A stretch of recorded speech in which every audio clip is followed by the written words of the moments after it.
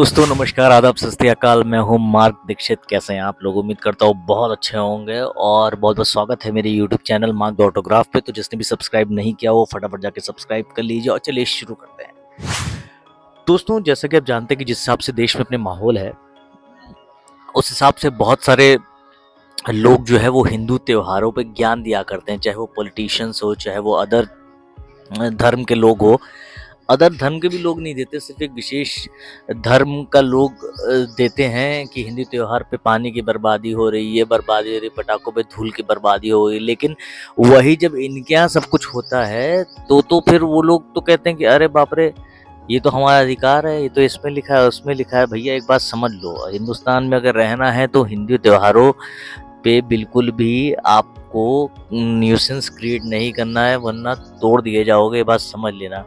क्योंकि क्या होता है ना, जब भी आपने देखा होगा दिवाली आती तो बहुत सारे लोग, ये लोग बहुत सारे फिल्म स्टार्स को पैसा देके बुलवाते हैं कि आप लोग प्लीज़ पटाखे मत दगाइए, ऑफिस से बहुत शोर होता है, पोल्यूशन होता है, ये होता है वो होता है। लेकिन जब भी आप देखेंगे इनकी शादी में तो ऐसी आतिशबाजी होती है और ये लोग ऐसी आतिशबाजी इंजॉय करते हैं दुबई में, यूरोप में, अमेरिका में, पता नहीं कहाँ कहाँ।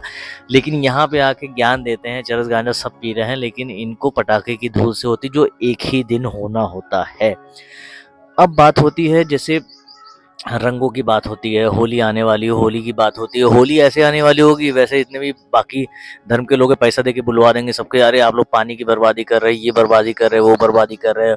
और जब भी उन लोग का त्योहार आएगा, स्पेशली मुस्लिम्स का, तो वो लोग बोल देंगे कि भैया आप लोग जो है हिंदू दुकानदार की दुकान से सामान मत खरीदना, वो लोग काफिर हैं, हमारी ही दुकान से सामान खरीदना, जिनका त्योहार है उनकी दुकान से करना। और वो लोग, आपने देखा होगा, हम सारे बहुत सारे हिंदू लोग जो है वो भाईचारा की वजह से सब लोग ईद मुबारक, ये सब मुबारक कहते हैं। लेकिन आपने बहुत कम मुस्लिम देखे होंगे, एक दो मुस्लिम देखे होंगे जो कि बहुत अच्छे होते हैं। तो वो लोग जो हैं वो इन सब चीज़ों की मुबारकबाद देते हैं, उनको किसी प्रकार की जलन होती नहीं है। तो ये सब चीज़ें होती है क्योंकि हम, क्या होता है, एक देश एक घर है जिसमें आप सबको बिना जलन के रहना है। आप जब भी झगड़ा देखते होंगे वो हिंदू मुस्लिम का देखते होंगे, हिंदू क्रिश्चियन, हिंदू पंजाबी, हिंदू इन लोग का नहीं देखते होंगे। क्योंकि वो लोग, क्या वो लोग जानते हैं, और सबसे बड़ी माइनॉरिटी तो वही लोग हैं। जूस हो गए, जोरास्ट्रियंस हो गए, पारसी हो गए, सिख हो गए, ये सब ही माइनॉरिटी है। लेकिन जो मुस्लिम जिनको माइनॉरिटी बोलते हैं वो एक्चुअली बहुत ज़्यादा है, उनको माइनॉरिटी की उपाधि अब नहीं दी जा सकती। तो वो लोग क्या करते हैं ना, वो लोग आपके संसाधन पे के हड़पना चाहते हैं। जैसे कि जब तक हज सब्सिडी मिल रही थी तब तक वो लोग बहुत खुश थे, लेकिन जैसे ही चार धाम यात्रा पे सब्सिडी हुई वैसे ये लोग डिबेट में आने लगे, अरे ये कैसे होता है, वो कैसा होता है। वक्फ बोर्ड की ज़मीन, आप जानते हैं वक्फ बोर्ड क्या होता है? वक्फ बोर्ड एक ऐसी संस्था कांग्रेस ने बनाई थी, क्योंकि जब हिंदू मुस्लिम का पार्टीशन हुआ था तो यहाँ से जितने भी मुस्लिम्स पाकिस्तान गए थे, जो ट्रांसफ़र हुए थे, उनकी ज़मीनें यहाँ रह गई थी। अब उनकी ज़मीनें कब्ज़ाने के लिए क्या है, तो कांग्रेस ने एक वक्फ बोर्ड बना दिया कि जो लोग यहाँ से गए हैं उनकी ज़मीनें जो हैं वो यहीं पे है। इसलिए वक्फ बोर्ड के बाद स्पेशल पावर थी कि अगर वो आपके घर को बोल दे ये वक्फ की ज़मीन है, तो आप कोर्ट में जाके याचिका भी नहीं दायर कर सकते हो, केस भी नहीं लड़ सकते। ये रूल कांग्रेस ने बनाया था, उसी में संशोधन हो रहा है, उसी में जो है बीजेपी कर रही, इसलिए इन लोग को नामंजूर है। सोचिए, 3 लाख करोड़ एकड़ से 9 लाख करोड़ एकड़ हो गई, मतलब 6 लाख करोड़ एकड़ जो है पूरे देश भर में ये ज़मीन कब्जियाई गई है। ये लोग किसी भी अंबानी के घर को बोल देते हैं अभी भी कि भैया ये वक्फ बोर्ड की ज़मीन है। सब वक्फ बोर्ड की ज़मीन है तो देश की कौन सी ज़मीन है? ये नेहरू जो एनक्लेव बना है, जो राजीव भवन बना है, ये सब भवन बना है, ये सब वक्फ की ज़मीन नहीं है, तब ये लोग केस नहीं करते। ये सब ने ना देश को ऐसा खोखला कर रखा है।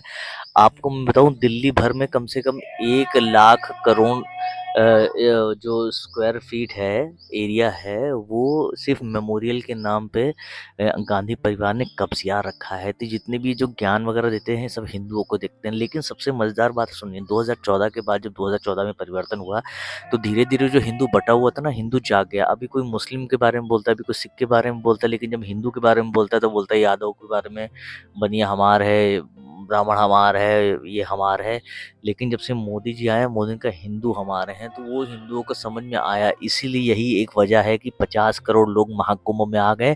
जितने भी पक्षी वाले जो हैं महाकुंभ पे बहुत ज़्यादा बोल रहे थे कि नहीं ऐसा है वैसा है, खराब है, उन सबको नहीं समझ में आ रहा है कि ये 50 करोड़ लोग कुंभ का आस्था का विषय है, साथ में ये एक वोट बैंक भी है, ये भारत माता का सटीक चित्र है। इस पे अगर आपने कोई लालछन लगाया, इस पे आपने कोई प्रतिक्रिया, गलत प्रतिक्रिया दी, तो ये आपको आने वाले सारे चुनाव में सबक सिखा के आपको घर बिठा देगी, जैसा कि केजरीवाल के साथ किया है। इसलिए मैं कह रहा हूँ भाई कि किसी भी सनातन विरोधी, देखिए हिंदुस्तान हिंदुओं का स्थान है, इसीलिए हिंदुस्तान पाकिस्तान का इसीलिए पार्टीशन हुआ कि सारे मुस्लिम उधर जाएंगे, हिंदुस्तानी इधर रह जाएंगे। हिंदू मुस्लिम जब बीजेपी करती है तो धर्म के आधार पर देश का विभाजन तो कांग्रेस ने किया ना यार, तो कैसे बोल सकते हो हिंदू मुस्लिम करती है बीजेपी।